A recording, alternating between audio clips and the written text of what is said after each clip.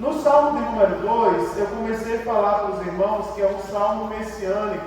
Por sinal, é o salmo que é mais citado no Novo Testamento, tá certo? Segundo salmo da Bíblia Sagrada. Falei para os irmãos também que é um salmo que nós não vemos a autoria escrita na epígrafe do texto, mas lá no livro dos Atos dos Apóstolos, o evangelista Lucas, ele atribui a autoria do segundo salmo ao rei Davi, tá certo? Portanto, é um dos salmos do rei Davi. E eu comecei a falar com os irmãos acerca do motim das nações contra Deus. E eu disse aos irmãos que as nações se amotinham contra Deus, se rebelam contra Deus. E também disse aos irmãos que isso são coisas vãs. Por que são coisas vãs? Porque por maior que seja o motim contra Deus, nada disso vai atingir o nosso Deus. Tá certo? Nada nunca vai atingir o nosso Deus, porque Ele é Deus. Eu disse aos irmãos também, aliás, eu parei no verso 1, não foi? Eu não passei no verso 1 semana passada. Acho que eu só falei essas duas coisas mesmo. Hoje, então, eu quero falar para os irmãos acerca do verso, a partir do versículo de número 2. Verso de número 2. Que diz assim: os reis da terra se levantam e os príncipes juntos se mancomunam contra o Senhor e contra seu ungido.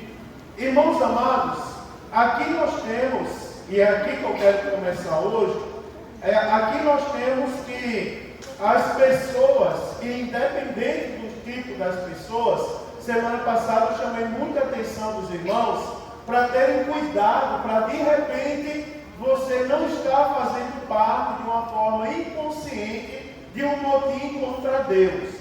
Tem algumas coisas na Bíblia que não mudam. Por exemplo, o nosso Deus ele é imutável. Ele sempre será o Todo-Poderoso. Ele sempre saberá de tudo. Ele sempre estará em todos os lugares. São postulados, são coisas que não mudam. Qualquer voz contrária aos postulados da Bíblia, nós não devemos alimentar. Tá certo? Nós não devemos fazer parte, porque a gente corre o risco de fazer parte de um motim mesmo que inconscientemente. Aqui nós estamos vendo, a partir do verso 2, que os reis da terra se levantam e os príncipes juntos, eles conspiram contra Deus. E aqui é interessante que a Bíblia Sagrada vai falar que eles se mancomunam, que eles conspiram, que eles se preparam contra Deus. E esse verbo que é usado aqui para se levantar contra Deus, para se amotinhar contra Deus, é o mesmo que se traduz por preparar uma guerra. E aí nós estamos vendo que, de uma forma atual, nós temos grandes líderes mundiais, nós temos desde as pessoas mais simples, as pessoas de mais destaque na sociedade, que de maneira cega e de maneira assim cauterizada, eles se opõem contra Deus. Eles se levantam e preparam mesmo uma guerra descarada contra Deus. Você sabia que desobediência à palavra é conspiração contra Deus?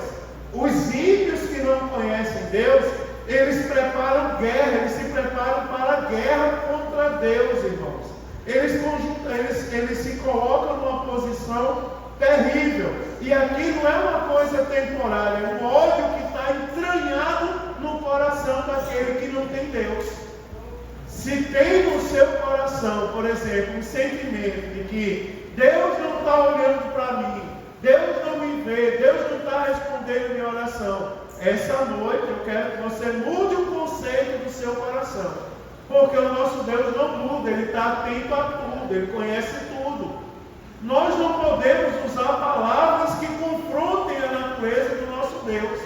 Não podemos admitir isso na nossa vida. E aí o verso de número 3, nós temos a motivação da conspiração. Aí você vai ver como que os ímpios falam. Eles dizem assim: rompamos as suas ataduras e sacudamos de nós as suas cordas. Vocês observam que Para as pessoas que não têm Deus, servir a Deus é estar envolto a ataduras. E aí, se a gente for para a prática, com certeza vocês já ouviram alguma vez na sua vida alguém dizer assim: como que você é feliz na igreja? A igreja é cheia de regra, a igreja é cheia de não faça, não diga, não pode, não sei o quê. Como que você é da igreja dessa maneira? Quem não tem Deus se sente, não é, ameaçado com esse tipo de coisa. Mas nós precisamos entender, é como se, agora há pouco a pequenininha estava aqui, do irmão André, e ela foi ali para a beira do degrau. Ele correu, pegou a sua filha e colocou no colo, e sentou ela ali. E ela levantou e correu de novo, aí ele pegou, colocou ela no colo e saiu. Ele fez aquilo por maldade, para a menina chorar? Não, ele fez porque ele estava cuidando dela. Ele não queria que ela se machucasse. Sabe por que a Bíblia é cheia de mandamentos? Porque Deus não quer que a gente se machuque. Deus cuida da gente de uma maneira tão boa que Ele mostra para a gente o caminho. Aí Ele diz: não pise aí, porque se você pisar aí, você vai sofrer as consequências. Você lembra do homem no jardim? De tudo você pode comer, menos do fruto do conhecimento do bem e do mal. Porque no dia que você comer, você vai morrer.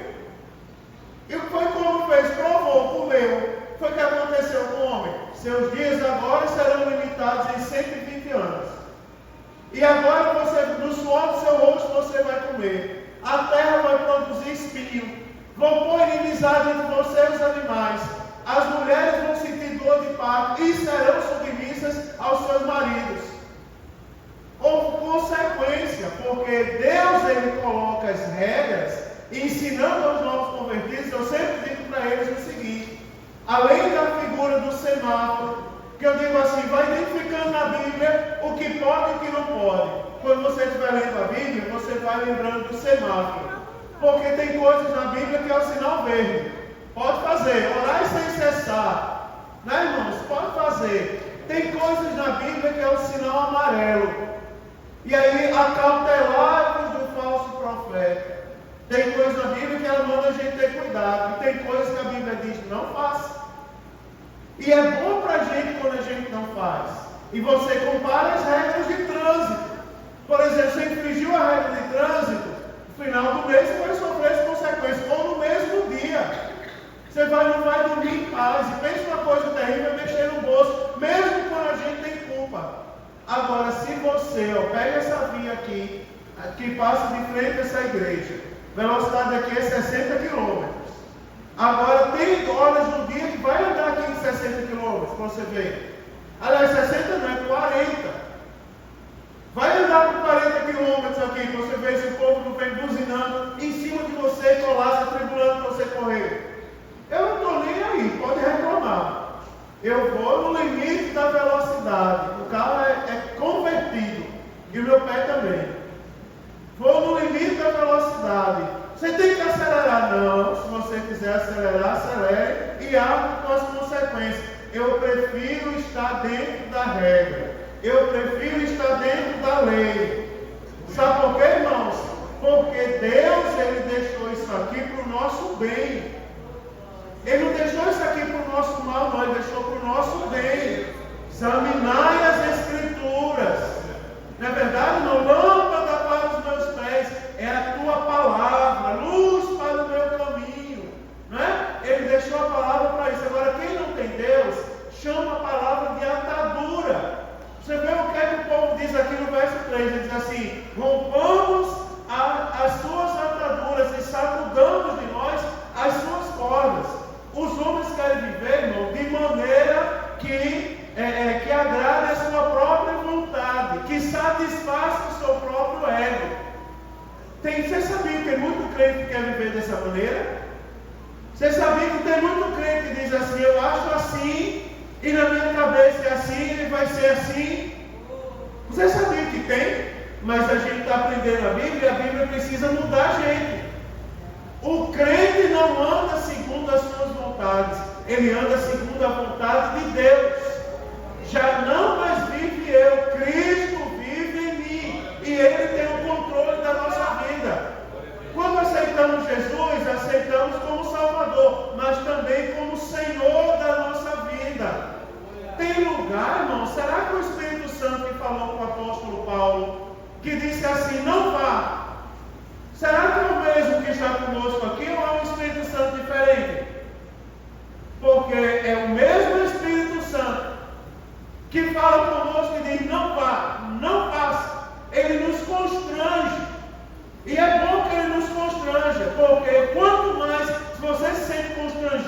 Bíblia pelo Espírito Santo é bom, não é ruim não, é porque sinal que você ainda tem ligação com Ele, e Ele ainda está preocupado em levar você à presença do Deus que pode todas as coisas. Isso é bom. Agora as pessoas assim, amor, querem andar como determina a sua própria cabeça, eles querem andar livres de Deus.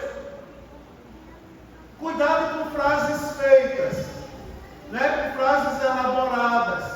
Por exemplo, Thaisa estava dando aula comigo, falando de obediência, e ela estava falando do coração, que importa que o coração seja obediente, não aparência simplesmente. Aí eu fui lá e fiz a ressalva, não está errado o que você está falando, só lembre aos irmãos que você está falando de obediência.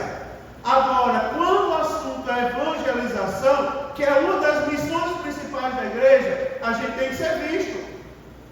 Como pode acender uma luz e colocar debaixo da mesa? Ela tem que ser colocada no velador para iluminar.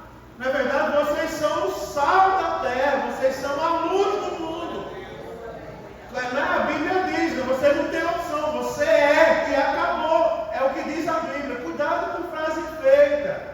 Às vezes entre os meninos, os mais jovens, a gente pega muito isso. Muito livro de autoajuda influenciando o povo. Não, irmão, a gente anda em conformidade com a palavra. É a palavra. Quanto mais Bíblia, mais poder, irmão. Quanto mais Bíblia, mais unção de Deus na nossa vida. Mais a gente tem os pés firmados na rocha e a gente sabe o que a gente faz. Uma vez eu estava ensinando sobre o batismo no Espírito Santo, e um abençoado teve a ousadia de dizer depois que, irmãos, quando a gente é batizado no Espírito Santo é assim, né, irmão? A gente fica louco. Eu digo, misericórdia. Eu não fiquei não. Vocês ficaram loucos quando foram batizados? Você só ficou? Ele fica louco. Eu digo, Jesus amado. Aí ele começou a contar o testemunho. Aí ele disse assim, eu estava numa vigília num celeiro. Assim, num celeiro de cavalo. Quando eu fui batizado no Espírito Santo, aí eu entrei na cela do cavalo e saí, Deus me fez sair rinchando. Deus fez eu sair rinchando. Eu saí rinchando, veio com um burro. Aí eu disse, fui batizado no Espírito Santo. Eu disse, como pode? Ô irmão, é verdade, me perdoe, é a última vez que eu vou dizer isso essa noite. Batizado no Espírito Santo não foi batizado por demônio. Quem tem o Espírito Santo rincha como cavalo, não, meu irmão. Quem tem o Espírito Santo sente uma alegria sobrenatural de ter a presença do Espírito Santo de Deus em seu coração. Eu estou falando isso porque tem muita gente andando com frases de autoajuda, não é, irmãos? As autoridades e os povos, eles não querem se submeter à soberania da palavra de Deus. Sabe por que eles não querem? Porque eles não querem se submeter aos limites impostos pela palavra de Deus. A palavra de Deus diz como a gente deve falar. A palavra de Deus diz como a gente deve se comportar. A palavra de Deus diz o que a gente deve sentir. Você já viu que a Bíblia Sagrada fala das obras da carne? Que as obras da carne são, começa a dizer, lascívia, feitiçaria, glutonaria, prostituição, impureza, e no final o autor não fica satisfeito e diz, e coisas semelhantes a essa. Não é? Aí você observa, a Bíblia foi escrita para ímpios, a Bíblia foi escrita para os crentes. Quem não tem Cristo aceita Jesus para andar em conformidade com ela. Nós que temos Jesus temos uma obrigação. Quando a Bíblia fala das obras da carne, ela está dizendo que nós somos tendenciosos às obras da carne. Nós somos tendenciosos à prostituição. Nós somos tendenciosos à lascívia.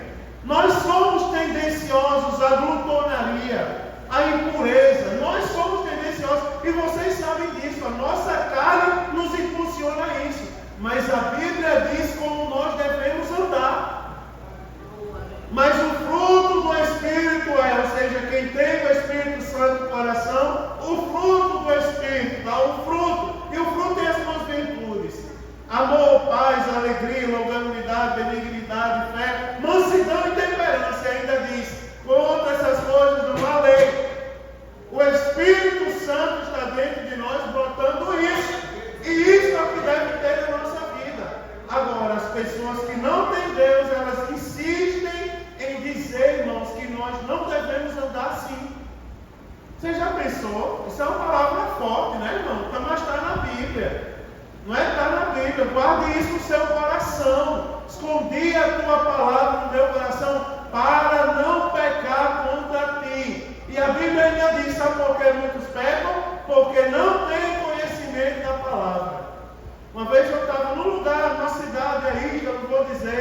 qual era a cidade, da região do Brasil, e estava tendo um programa no Dia do Livro. E o locutor dizia assim, eu não acredito, era uma rádio evangélica. Aí o locutor dizia assim, ligue para a gente aqui na programação ao vivo e diga quantos livros você já leu na sua vida. Agora a Bíblia não vale não, Bíblia não. Eu quero saber Bíblia, eu quero saber livro. Aí eu peguei o telefone e liguei. Aí ele disse, me bota ao vivo não, me passa para o locutor, não me bota ao vivo não, que eu vou brigar com ele. Aí a moça passou para o locutor. Eu disse, criatura, isso não é uma rádio de crente. Ele disse, é. E por que quem liga para ele não pode ler a Bíblia? Não é uma contradição? Eu disse, rapaz, são 66 livros, rapaz. Quem leu a Bíblia leu 66 livros. Aí ligou uma pessoa desse dia para a rádio e disse assim, eu li o livro, estou lendo um livro excelente agora. Como é o nome do livro? Decepcionado com Deus. Aí outro falou, mas eu fui anotando, pastor Isaías, aí qual livro você já leu? Decepcionado com o Espírito Santo. Meu irmão, vá ler a Bíblia, pelo amor de Deus. Aqui está escrito tudo que a gente precisa saber para a nossa vida, irmãos. Para a gente se manter de pé. Nós queremos ou não queremos ir morar no céu? Queremos, irmãos, e nós vamos em nome de Jesus. Agora, para a gente morar no céu, a gente precisa estar em conformidade com essa palavra. A gente não pode tirar a palavra do nosso coração. Olha, aqueles que não têm Jesus, eles dizem abertamente, não queremos que você reine sobre nós. Ele diz, semelhante lá em Lucas 19:14, não queremos que você reine sobre nós, não queremos você como rei. Mas a gente é diferente. Nós somos diferentes. Me deixe tocar num ponto mais uma vez. Me permita tocar num ponto mais uma vez. Porque eu tenho orado de madrugada. E Jesus fala com você ainda. Jesus tem tocado muito no meu coração sobre música. Entendeu, irmão? Tá lá. Jesus tem tocado, mas não é por sua causa não. Mas Jesus tem tocado muito no meu coração sobre música. E você sabia que tem pessoas ouvindo música do mundo e sentindo saudade da música do mundo? Sentindo saudade. Uma vez eu estava numa igreja e alguém disse assim, pastor Mário é nordestino, né? Eu disse, sou mesmo, não sou nordestino, sou potiguar. Nasci em Natal, Rio Grande do Norte. Aí ele disse assim, lembra lá o nosso hino nacional? Asa branca. Eu digo, rapaz, não, eu mesmo não, só se fosse seu. Mas tu não é nordestino, rapaz, tu ama o sertão? Amo o sertão. Outro dia eu saí com meu irmão, a gente andou uns quilômetros, eu fui recitando um monte de poesia para ele. Cadê ele? Tá ali. Ai, que vocês se festam tudo. Saí recitando um monte de verso, não foi de poesia. Penso que eu não gosto de recitar verso. Eu gosto de poesia, está no sangue. Mas o meu hino nacional não é asa branca, não. Meu hino nacional, meu irmão, ainda é o breve no céu, Jesus, há de aparecer em gloriosa. Isso é o hino nacional do crente, irmãos. Não é verdade? Quando angelical trombeta deste mundo estrugir, o meu nome ouvirei Jesus chamar. Jesus tem falado comigo sobre música. Tem pessoas aqui, irmãos, que vieram ao culto hoje, que estão ouvindo música do mundo. Cuidado, irmão, com isso. Aonde está o nosso coração? Parece uma brincadeira, mas não é não. Está lá, olha a quantidade de novo convertido que tem nessa igreja, de jovem que tem nessa igreja que a gente precisa ensinar. Ouvi o reggae da Jamaica que cantava quando não era crente, que saudade, eu chorava. Jesus, na época eu não era crente. Não chore de alegria, porque o seu nome está escrito no livro da vida. Chore de felicidade, porque se a trombeta soar agora, você vai morar no céu. É coisa de rico essa história de eu estou amarrado. Eu estou amarrado o quê, rapaz? eu estou liberto. Glória a Deus. Eu durmo muito pouco, mas o pouco que eu durmo em paz, meu irmão. Porque eu sei que se eu estiver dormindo e a trombeta tocar, eu vou abrir os olhos diante de Jesus e vou vê-lo face a face. Já pensou, né? Que alegria pra gente? Vou vê-lo face a face. Vou ver o Senhor. Imagina aí, como assim, o rio da vida. Não é? Dá vontade até de chorar, né? Você imagina, eu vou lá verei meu pai, né? Lá verei minha mãe. Você imagina eu chegar lá e ver o Jorge, meu avô, não é? Que se reconciliou com Cristo. Você imagina a gente chegar lá, irmão, ver Moisés, não é? O maior amigo que teve de Deus dentre os homens na história. Você imagina a gente conhecer esse povo todo?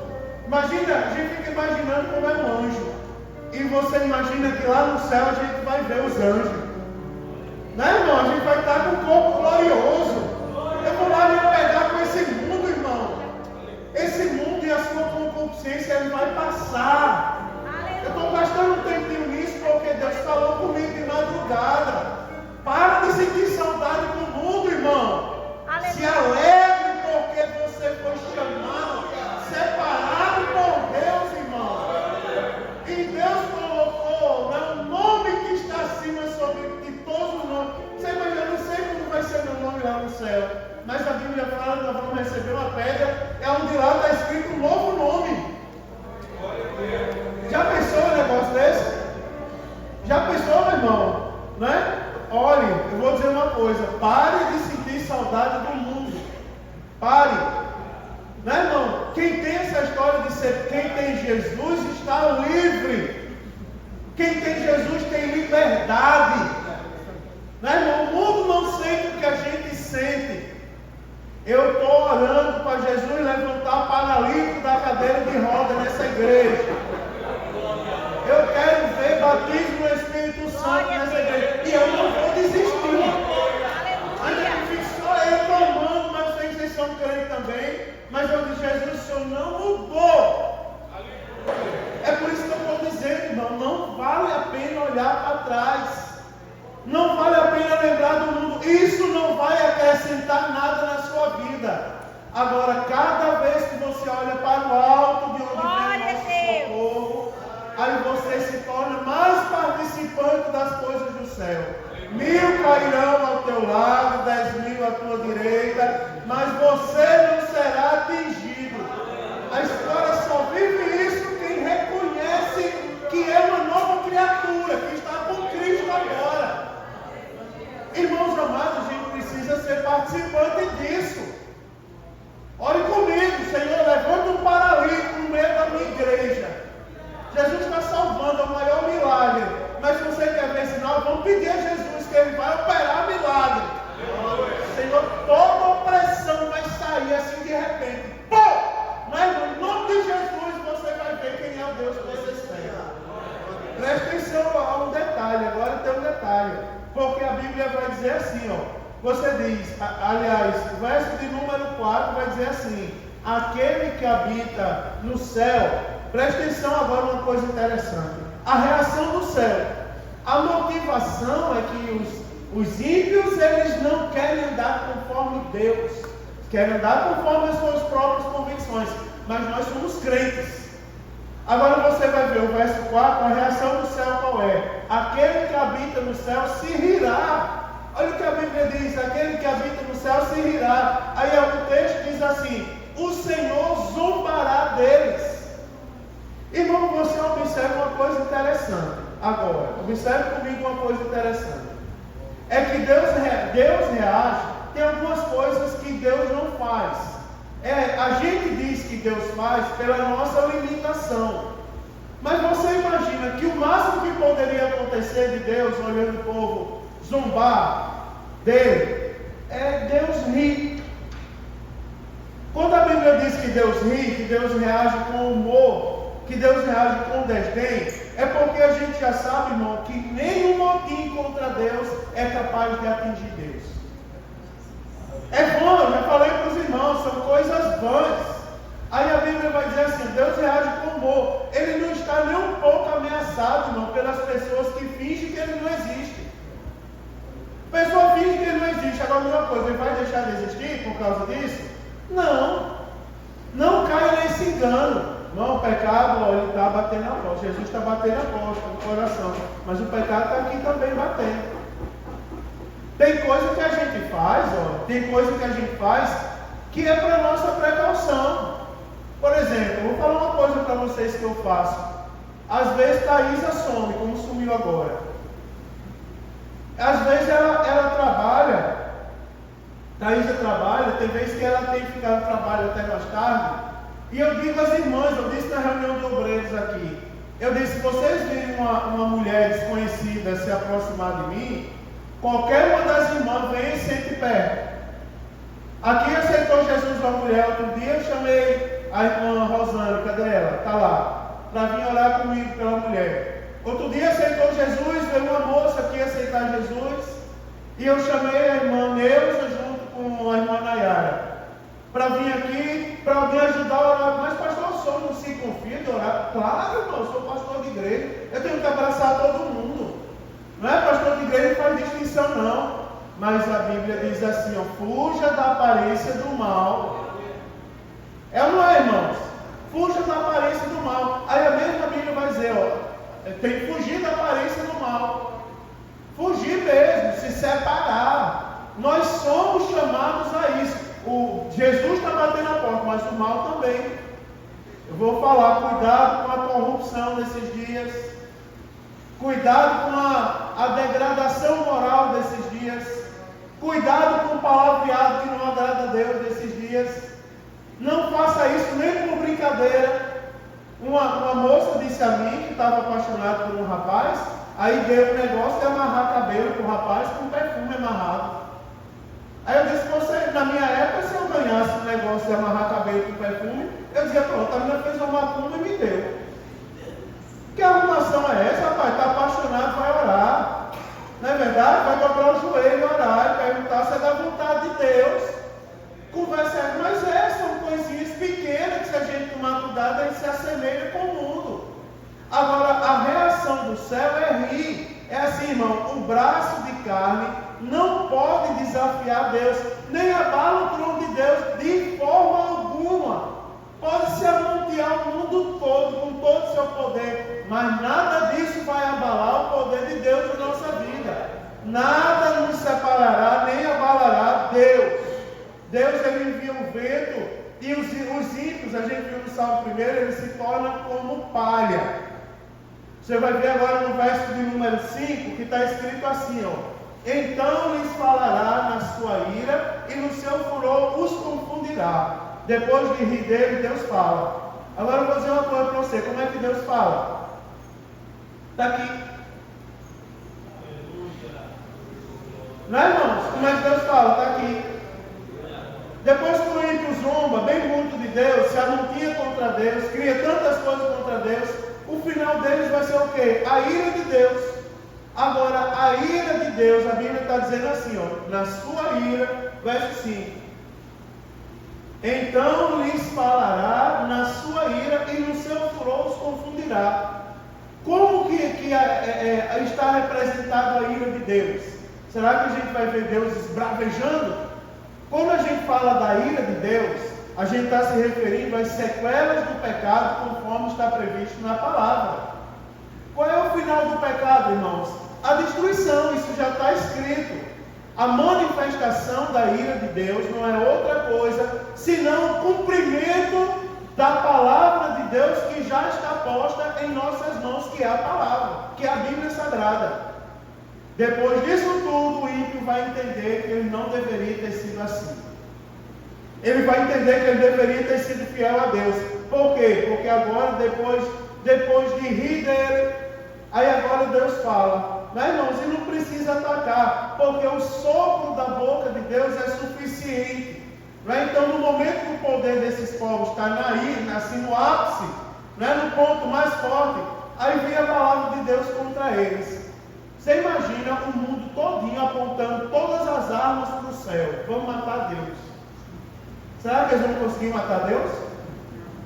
Você imagina o céu. A Bíblia diz, ó, eu vou falar do que o céu se ocupa.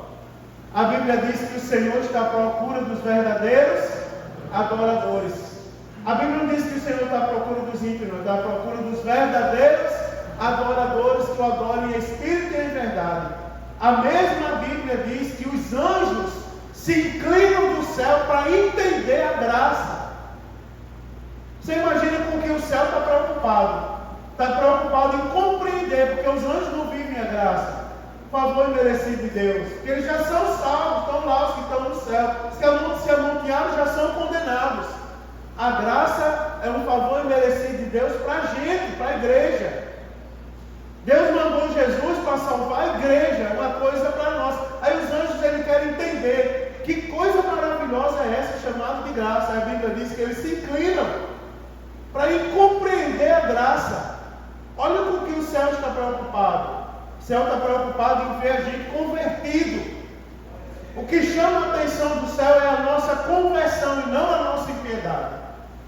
O que chama a atenção de Deus é a nossa conversão. Todas as passagens bíblicas, aonde Deus chegou com providência, Ele chegou por causa do personagem. Você já viu o apóstolo da conversão do personagem? Você já viu o apóstolo Paulo falando para o carcereiro? O que eu devo fazer para ser salvo? Crer no Senhor Jesus Cristo. Será salvo você e a sua casa. Já viu a história de Noé? Noé, a Bíblia diz que Deus olhou do céu e disse: não contenderá para sempre o meu coração com o coração do homem, porque o coração do homem é mau. Eu vou destruir tudo, vou acabar com tudo. Aí a Bíblia diz que Deus olhou do céu e viu Noé. Noé achou graça aos olhos do Senhor. Noé achou graça aos olhos do Senhor. Aí Deus falando para Noé, diz: Noé, por causa da tua fidelidade, o mundo vai se acabar. Agora você constrói uma arca conforme as medidas que eu vou te passar. Porque Deus sabia com quem estava falando. Quem é fiel, ele já aprendeu hoje no culto que ele não anda segundo as convicções dele. Ele anda conforme Deus manda que ele ande. Deus falou com Noé, diz: constrói uma arca conforme as medidas que eu vou te passar. E vai para dentro dela você, seus filhos, sua nora, sua esposa, leva os animais. Você observa por causa da fidelidade de Noé. Agora, a manifestação da ira de Deus já está posta. Já está preparada, irmãos. Um dia vai se levantar. Vocês pensam que Deus não está no controle? Vocês pensam que o mundo está indo de mal a pior, porque o mundo está entregue às trevas? O mundo não está entregue às trevas. E quando a Bíblia fala do maligno, não diz que no mundo vive o maligno, diz que no mundo jaz. O jaz é colocado aonde? Quando uma pessoa nasce ou quando uma pessoa morre? Quando uma pessoa morre. É ou não é? É isso, mãe? Ou estou enganado? Fala. É, né? Bota no túmulo, não é assim? E não é, Gelson? Fala também, rapaz. Mas é verdade, irmãos. Tranquilo não. Mas é meu filho mais velho. Já está acostumado comigo. Olha, irmãos, a Bíblia quando fala do mundo, diz: no mundo jaz o maligno. O mundo perece o maligno. Por que a Bíblia fala de jaz? Que se acabou, está sepultado, vai morrer com o mundo. Porque vai chegar o dia que a sentença será executada. Você observa, além de não atingir o céu, vai chegar a hora que a ira de Deus vai se manifestar. É o verso 5, quando ele diz assim: então lhes falará na sua ira, e no seu furor os confundirá. Aí é o verso 6, eu vou terminar agora. Verso 6 eu vou falar a próxima terça, mas só para os irmãos verem o que diz aqui, vai dizer assim: eu, porém, ungi o meu rei sobre o meu santo Monte Sião. Você vai observar que agora, aquém da impiedade que vai perecer quando a palavra de Deus for executada, quando a sentença for executada de uma vez por todas, aí agora diz: eu, porém, constituí o meu rei sobre o meu santo Monte Sião. O Deus que está no trono, ele diz assim: eu, porém, sou quem governa. Eu, porém, sou quem mando. É um consolo para a gente. Por exemplo, depois de ouvir tudo que o pastor falou hoje, vem a pergunta: vale a pena ser crente? O versículo está dizendo, eu porém governo, ou seja, está acontecendo tudo, todo mundo aponta a arma para o céu. Aí Deus diz, eu porém, enquanto vocês estão querendo atirar no céu, eu porém, né? Aí ele diz, constituir, está lá, ungir o meu rei sobre o meu santo monte Sião. Ou seja, ele levanta rei, derruba rei do trono, ele levanta rei, derruba rei, não é? E tudo que Deus, você observa, contudo, além de tudo isso, assim como Deus levantou Davi, o rei Davi, ele também levantou o Messias. E aí eu vou terminar aqui com uma palavra de consolo ao nosso coração. Porque a gente vive, o que eu falei no início não foi por maldade. Se Deus é por nós, quem será contra nós? O mundo todo é contra a gente, irmão. O mundo todo reprova a nossa atitude de estar na igreja hoje. O mundo todo fala dos hinos que a gente canta, fala do glória que a gente dá, da roupa que a gente veste. O mundo todo conspira contra a gente. Mas a palavra diz, eu porém constituí o meu rei e o coloquei sobre o meu monte Sião. Deus diz assim, ou seja, o que é que Deus está falando conosco? Tire a sua atenção do mundo, porque no mundo jaz o maligno, e ele juntamente com as suas concupiscências vai perecer. E foque os seus olhos no Messias, porque diz assim, eu porém constituí o meu santo rei. É o que está conosco, irmão. Maior é o que está conosco do que o que está no mundo. Vale a pena ser crente. Você sabia disso? Vale a pena ser crente. Vale a pena ser crente. Quem aqui não tem sonhos? Pode ter, irmão, 1000 anos, mas tem sonhos. Não é verdade? Pode ter aqui uma eternidade de idade, mas tem sonhos, tem desejo no coração. Você sabia que o desejo mais difícil, o sonho mais difícil para a gente, Jesus pode tornar realidade hoje? Você sabia que a bênção mais difícil que a gente está precisando, Jesus sabe que você chegou aqui precisando de uma providência. Jesus sabe que você veio por amor à palavra dele. Você ouviu a palavra, confrontando. Que a palavra confronta, a palavra é uma pedra que vai batendo no nosso coração, moldando. E crente, ela é como arruda, sei lá, erva cidreira, capim santo, erva de bicho. Quanto mais você bate, mais ele exala o bom cheiro. Já viu? Quanto mais a palavra confronta, mais o bom cheiro de Cristo sobe. Porque a gente aprende que melhor é estar com Deus na nossa vida. Vou terminar, irmão, essa palavra feliz. Porque mais uma vez eu tive a oportunidade de falar a verdade. Tire os seus olhos da coisa do mundo e olhe para Deus, olhe para Jesus, autor e consumador da nossa fé. Quanto à bênção, se alegre. Porque a Bíblia diz, buscai o reino de Deus e a sua, e as demais coisas será dada por acréscimo. As maiores bênçãos, elas vêm por consequência a nossa fidelidade para com Deus. E eu vou lançar uma palavra profética e termino agora. Michael vai orar, o presbítero Everson vai pegar a bênção. Mas eu vou dizer uma coisa para vocês, falar uma coisa para vocês. Nesses anos todos, depois eu conto o testemunho para vocês. Mas eu deixei muita coisa para ser pastor de igreja. Deixei muita coisa. Não vou. Isso aí é testemunho até que a gente tem que saber dar com sabedoria. Para a gente não se martirizar, para não alimentar autocomiseração na alma. Mas deixei muita coisa por Jesus. Mas eu vou dizer uma coisa para você.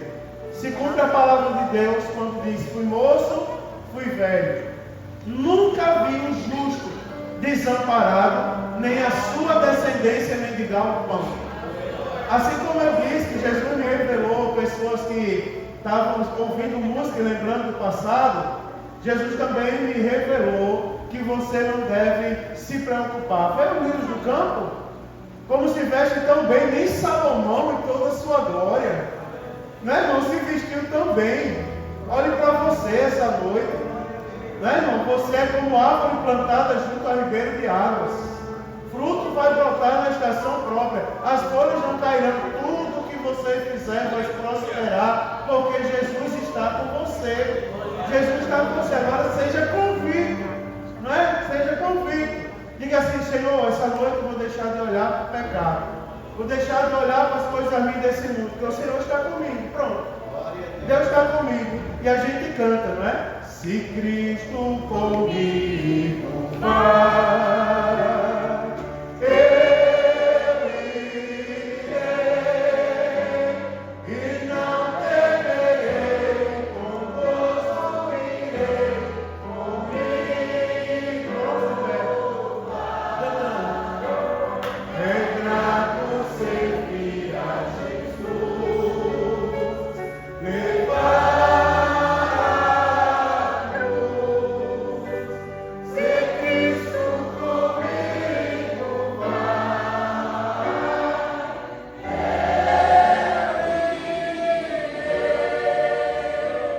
Glória a Deus.